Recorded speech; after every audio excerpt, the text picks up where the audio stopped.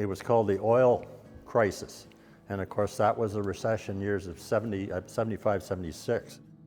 When you get a recession, the advertising dollars start dropping in the newspaper because the first thing a business person would do would be cut back on their advertising.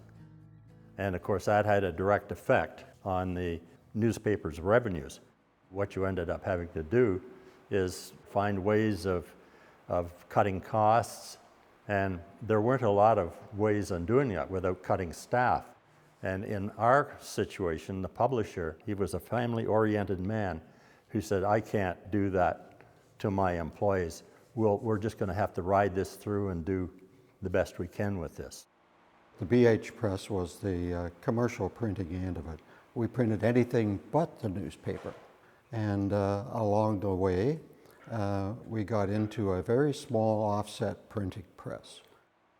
It was much easier to do the offset printing than it was to do the preparation for the letterpress printing. So I had some communications with the press people in the press room for the newspaper, and one comment was made one evening that wouldn't it be nice if we could run offset on the newspaper press? And I thought to myself, yeah, it would be. And then I got thinking about it more all the time until finally it dawned on me, yeah, we could try that and see if it actually works on the existing press.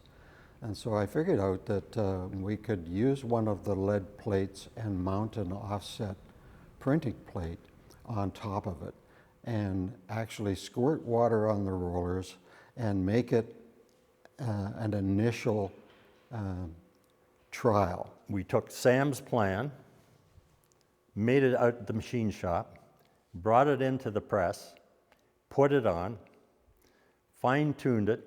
And it, much to my amazement, as well as the pressman's, it worked quite nicely. So, eureka, full page, we delivered. And so I drew up the mechanical plans for a process to convert the press over. That part of it worked fairly well and got us going to a point where we needed to refine the operation, refine the activations of this conversion unit to make it a little more streamlined and smoother.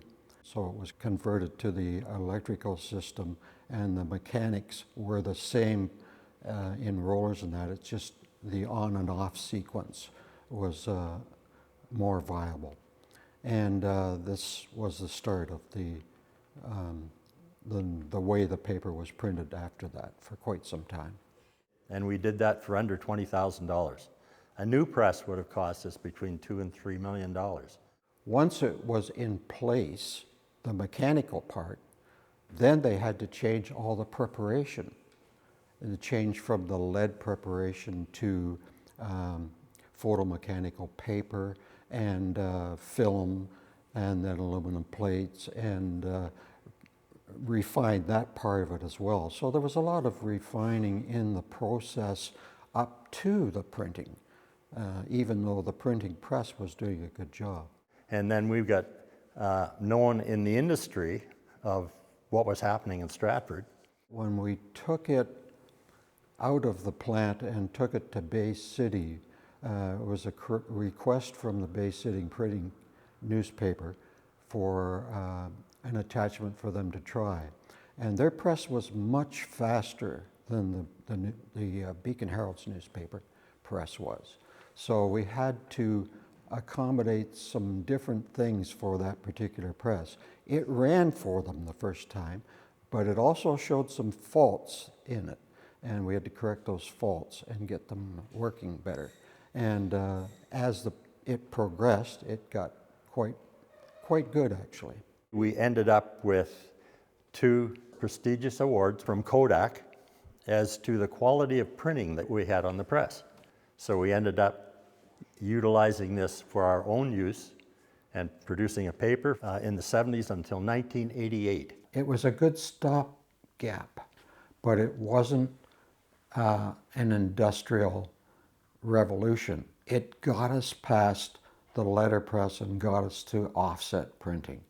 once it got to that point, there was finances in order to buy another press. We have a patent in the United States and in Canada for this device. And according to my knowledge of it, it was #1 patent for printing attachment. In this little town, we come up with something that we're not engineers, we're just dreamers. And it came to fruition, and we felt that it saved our jobs.